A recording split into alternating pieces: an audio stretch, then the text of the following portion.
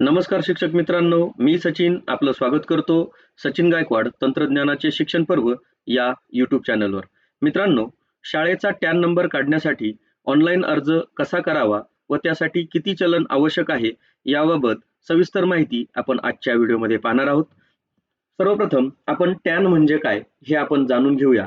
Tan म्हणजे tax deduction and collection account number. हा 10 अंकी अल्फान्यूमेरिक क्रमांक आहे.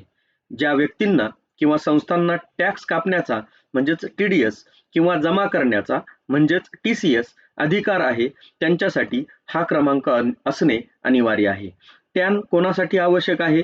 नोकरी देणारे एम्प्लॉयर्स जे कर्मचाऱ्यांच्या पगारातून टॅक्स कापतात, किंवा व्यवसाय किंवा कंपन्या ज्या व्यावसायिक सेवा, भाडे किंवा कंत्राटीसाठी पेमेंट करताना टॅक्स कापतात अशा.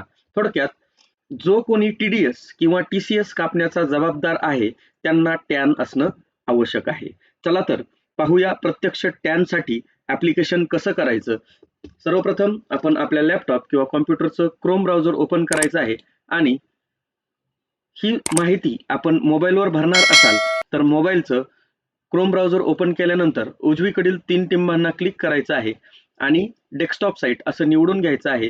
व्हिडिओमध्ये जशी स्क्रीन दिसते त्याचप्रमाणे स्क्रीन आपल्याला तिथे दिसायला लागेल आणि व्हिडिओमधील सांगितलेल्या स्टेप फॉलो करून आपण ही प्रक्रिया पूर्ण करू शकाल. मित्रांनो, सुरू करण्यापूर्वी आपणाला एक नम्र विनंती आहे, आपण चॅनलवर जर नवीन असाल तर चॅनलला सबस्क्राईब करा आणि हा व्हिडिओ आवडल्यास हा व्हिडिओ आपल्या सर्व शिक्षक बांधवांपर्यंत नक्की पोहोचवा. सर्वप्रथम आपण इथे आल्यानंतर आपल्याला इथे टॅन ऍप्लिकेशन असं टाईप करायचं आहे, सर्च करायचं आहे आणि येणारा जो पहिला रिझल्ट आहे टॅन ऍप्लिकेशन याची जी वेबसाईट आहे ती वेबसाईटची लिंक मी डिस्क्रिप्शन बॉक्समध्ये देणार आहे आणि त्या डिस्क्रिप्शन बॉक्समध्ये जी लिंक आहे, आपण हा जो पहिला रिझल्ट येतो याला जर क्लिक केलं तर अशा पद्धतीनं आपल्याला एक डिस्प्ले या ठिकाणी येईल आणि या ठिकाणी येण्यासाठी जी लिंक मी तुम्हाला डिस्क्रिप्शन बॉक्समध्ये देणार आहे त्या लिंकला क्लिक करून आपण या पेजवर येऊन जाल. आता इथे आल्यानंतर आपल्याला online application for TAN form 49B असा दिसेल आणि काही गाईडलाईन्स इथे दिलेल्या आहेत. त्या गाईडलाईन्स सर्व इंग्लिशमध्ये दिलेल्या आहेत आणि आपल्याला जर ह्या गाईडलाईन्स हिंदीमध्ये वाचायच्या असतील तर आपण क्लिक हिअरला क्लिक करणार आहोत आणि इथे या सर्व गाईडलाईन्स आपल्याला हिंदीमध्ये आपण ह्या सगळ्या गाईडलाईन्स या ठिकाणी वाचून घ्यायच्या आहेत. ज्या आपण व्हिडिओच्या माध्यमातून आपण ह्या सगळ्या गोष्टी पाहणारच आहोत, परंतु तरीही आपल्याला काही अडचण आल्यास आपण या हिंदी गाईडलाईन्स सुद्धा वाचायचं आहे. आपण पुन्हा आपल्या त्या पेजवर येऊयात. आता इथे जी प्रोसिजर दिलेली आहे त्या पद्धतीनं आपण फॉर्म भरण्यासाठी बाहेर अतिशय प्रमाणामध्ये पेमेंट आकारलं जातं. तर इथे जी प्रत्यक्ष पेमेंट लागणार आहे ते फक्त 77 रुपये लागणार आहे.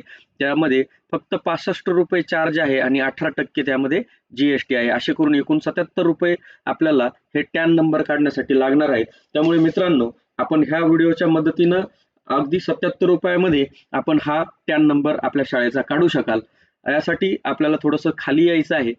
खाली आल्यानंतर इथे ह्या सगळ्या सूचना आपण वाचून घ्यायच्या आहेत.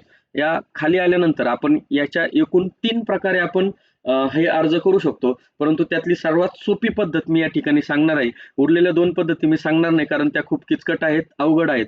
आपल्याला या पद्धतीनं जर आपण केलं तर आपला टॅन आपल्याला 10 ते 15 दिवसामध्ये आपल्याला डायरेक्ट आपल्या शाळेच्या पत्त्यावर मिळून जाणार आहे.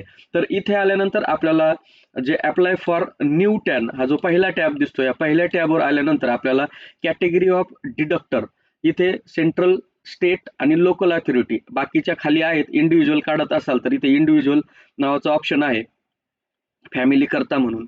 तर आपण जर इंडिव्हिज्युअल काढत असाल तर आपण इथे इंडिव्हिज्युअल ऑप्शन निवडू शकता. आपण सेंट्रल, स्टेट गव्हर्नमेंट किंवा लोकल अथॉरिटीमध्ये असाल तर आपल्याला शाळांसाठी हाच ऑप्शन या ठिकाणी निवडायचा आहे. इथे निवडल्यानंतर आपल्याला ती आलेला दिसेल. इथे शेवटी सिलेक्ट या टॅबला आपल्याला क्लिक करायचं आहे. क्लिक केल्यानंतर आपल्याला फॉर्म नंबर 49B या ठिकाणी दिसायला लागेल. आता इथे आल्यानंतर आपल्याला इथे area code, AO type, range code, AO number इथे टाकावा लागणार आहे आणि तो टाकण्यासाठी आपल्याला तो माहिती नसेल तर इथे डोंट नो AO डिटेल्स इथे क्लिक हिअर, हे क्लिक हिअरला आपल्याला क्लिक करायचं आहे. क्लिक केल्यानंतर आपल्याला जे AO कोड्स इथे दिसत आहेत, इथे आपल्याला AO कोडसाठी खाली सर्च सिटी दिलेली आहेत आणि ह्या सिटी आपल्याला ABCD प्रमाणे दिलेल्या आहेत. आता जर समजा आपण ज्या जिल्ह्याचे असाल किंवा आपण ज्या सिटीतले असाल, ती सिटी निवडण्यासाठी आपल्याला त्या अल्फाबेटचं ला क्लिक करायचं आहे. आता या ठिकाणी मी पी ह्या नावाचं अक्षर सिलेक्ट करतोय, कारण हा जो एओ कोड आहे तो माझा या जिल्ह्यासाठी आहे, म्हणून मी हा जिल्हा या ठिकाणी निवडतोय किंवा ते शहर मी या ठिकाणी निवडलेलं आहे. त्या शहराला निवडल्यानंतर आपल्याला ते जे एओ कोड जे आहेत ते या ठिकाणी अशा पद्धतीनं एका तक्त्यामध्ये आलेले दिसतील. आता इथे आल्यानंतर आपल्याला सगळ्यात पहिलं सिटी एरिया हे जर वाचलं तर यामध्ये आपल्याला काही माहिती दिलेली आहे. यामध्ये पहा, whose name starts with English alphabet A to Z within area, आणि या जिल्ह्यांसाठी हे जे मी कलर केलेला आहे या जिल्ह्यांसाठी हा एओ कोड आहे.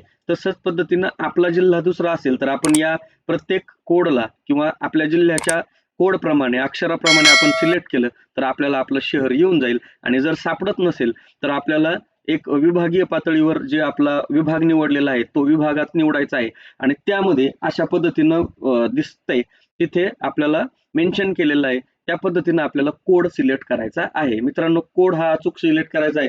कोड निवडताना आपल्याला ते त्यामध्ये ही जी डिटेल्स आहे यामध्ये सगळी डिटेल्स दिलेली आहे ती पूर्ण वाचायची आणि मगच तो एओ कोड सिलेक्ट करायचा आहे. या ठिकाणी हा कोड आपण सिलेक्ट करतोय. याला सिलेक्ट केल्यानंतर खाली सबमिट या पर्यायाला आपल्याला क्लिक करायचं आहे. सबमिट केल्यानंतर आपल्याला या ठिकाणी ते कोड आलेले दिसतील. कोड आल्यानंतर आपल्याला सर्वात पहिलं ज्या ठिकाणी स्टार आहेत ते मॅन्डेटरी फील्ड्स आहेत, आपल्याला ते कंपल्सरी भरावे लागणार आहे. त्यामध्ये सेंट्रल किंवा स्टेट गव्हर्नमेंट आणि सिलेक्ट ॲप्रोप्रिएट कॅटेगरी म्हटले. जर आपण central government, state government, local authority central government, local authority state government. आता आपण जिल्हा परिषद शाळेसाठी ही माहिती भरत आहोत, त्यामुळे जिल्हा परिषद ही लोकल अथॉरिटी स्टेट गव्हर्नमेंटमध्ये येते, म्हणून आपण या टिंबाला क्लिक करतोय. आता इथे आल्यानंतर नेम ऑफ ऑफिस मध्ये आपण आपल्या शाळेचं नाव टाकायचं आहे. त्यानंतर नेम ऑफ ऑर्गनायझेशन, इथे आपण झेडपी, समजा उदाहरणार्थ झेडपी, आणि आपल्या जिल्ह्याचं नाव या ठिकाणी टाकायचं आहे. नेम ऑफ डिपार्टमेंट, इथे आपण एज्युकेशन टाकणार आहोत. आणि नेम ऑफ मिनिस्ट्री, यामध्ये school education and sport department असं आपण नाव या ठिकाणी टाकणार आहोत. त्यानंतर designation of the person responsible for making the payment oblique collecting tax, इथे हेडमास्टर म्हणून नाव आपण टाकून घेणार आहोत. ही माहिती टाकून झाल्यानंतर थोडंसं खाली स्क्रोल डाऊन केल्यानंतर आपल्याला या ठिकाणी ॲड्रेस डिटेल टाकायचे आहे. दिलेल्या प्रमाणे आपल्याला या ठिकाणी ॲड्रेस डिटेल टाकून घ्यायचे आहे. आपला पिन कोड या ठिकाणी टाकायचा आहे.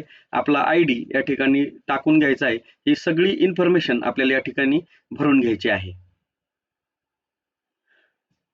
अशा पद्धतीनं आपण ही सर्व माहिती या ठिकाणी भरून घ्यायची आहे. भरून झाल्यानंतर इथे व्ह्यू इथे आपण HMचं नाव टाकून इथे जो कॅपॅसिटी ॲज हेडमास्टर करायचा आहे, त्यानंतर इथे ॲट टाइम टाकू शकता किंवा गावाचं नाव या ठिकाणी टाकू शकता. ही माहिती भरून झाल्यानंतर आपल्याला थोडं खाली यायचं आहे. खाली आल्यानंतर आपल्याला या ठिकाणी पेमेंट डिटेल्स दिलेले आहे. आता इथे आपण ऑनलाईन पेमेंट थ्रू HDFC म्हटलंय. ऑनलाईन पेमेंट थ्रू बिलडेक्स, आपल्याला बिलडेक्स निवडायचं आहे. बिलडेक्स निवडल्यानंतर ऑटोमॅटिक खालचे ऑप्शन या ठिकाणी हाईड होतील. जर आपण DD पाठवणार असाल तर आपल्याला DD निवडावा लागेल. चेक पाठवणार असाल तर चेक निवडावा लागेल. परंतु इथे सोपी प्रोसिजर आहे. ऑनलाईन पेमेंट थ्रू बिलडेक्स याला सिलेक्ट करायचं आहे, माहिती तपासून घ्यायची आहे आणि याला सबमिट म्हणायचं आहे.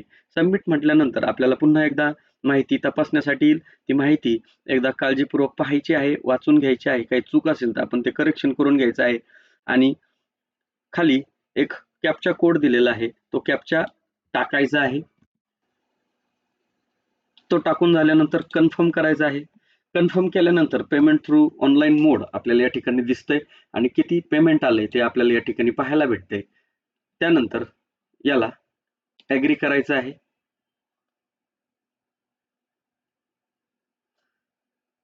त्यानंतर आपल्याला अशा प्रकारे पेमेंटची विंडो येईल. या ठिकाणी UPI किंवा QR हा ऑप्शन आपल्याला या ठिकाणी निवडायचा आहे आणि दिलेला QR आपण स्कॅन करून त्याचं पेमेंट करायचं आहे.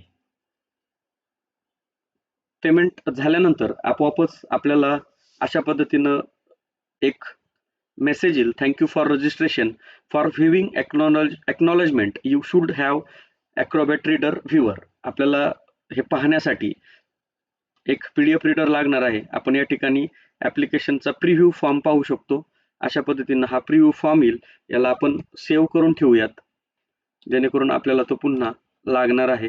त्यामुळे त्याला आपण सेव्ह करून ठेवूया किंवा त्याची प्रिंट काढून घेऊया. त्यानंतर हे जे एक्नॉलेजमेंट आहे हे फार महत्त्वाचं आहे. त्यामुळे एक्नॉलेजमेंटला पण आपण त्यावर क्लिक करूयात आणि हे जे एक्नॉलेजमेंट आहे ते या ठिकाणी डाउनलोड झालेलं आपल्याला दिसेल. आणि हे जे एक्नॉलेजमेंट आहे हे डाउनलोड झालेलं एक्नॉलेजमेंट आपल्याला या ठिकाणी जे दिसतंय, या ठिकाणी आपल्याला signature and left thumb impression of applicant या ठिकाणी आपल्याला ते घ्यायचं आहे आणि हे प्रिंट काढून आपल्याला या ठिकाणी जो पत्ता दिलेला आहे या पत्त्यावर आपल्याला पाठवायचं आहे. सबमिशन फॉर ऑफ डॉक्युमेंट्स या ठिकाणी जे पत्ता दिलेला आहे, हा जो पत्ता आहे या पत्त्यावर आपल्याला हे स्पीड पोस्ट करायचं आहे आणि त्याबरोबर ॲक्नॉलेजमेंट आणि त्या ॲक्नॉलेजमेंटवर सही, शिक्का आणि काही डॉक्युमेंट लागणार आहेत. ते डॉक्युमेंट आपल्याला 15 दिवसाच्या आत किंवा ॲप्लिकेशन केल्याच्या आत आपल्याला ते पोस्टात थ्रू पाठवून द्यायचं आहे आणि 15 दिवसाच्या नंतर आपल्याला त्याचे व्हेरिफिकेशन झाल्यानंतर मेलवर अगदी 4 ते 5 दिवसामध्ये जर आपलं ते पोहोचलं तर मेलवर आपल्याला 4 ते 5 दिवसामध्येच आपल्याला आपलं टॅन नंबरचं पत्र आपल्याला त्या ठिकाणी येतं आणि आपण 15 दिवसानंतर आपल्याला साधारणतः 15 दिवसानंतर ते टॅनचं पत्र आपल्याला आपल्या शाळेच्या ॲड्रेसवर आपोआप येऊन जाईल. त्यासाठी ही प्रोसिजर व्यवस्थित करायची आहे आणि कोणकोणते डॉक्युमेंट किंवा काही आणखी या व्यतिरिक्त जर माहिती लागली तर डिस्क्रिप्शन बॉक्समध्ये एक व्हॉट्सअप ग्रुपची लिंक दिलेली आहे. त्या ग्रुपला जॉईन व्हायचं आहे आणि तिथे काही शंका आल्यास आपण त्या ठिकाणी विचारायचं आहे, कमेंट करायची आहे आणि व्हिडिओ आवडल्यास व्हिडिओला लाईक करायचा आहे, चॅनलला सबस्क्राईब करायचं आहे. धन्यवाद.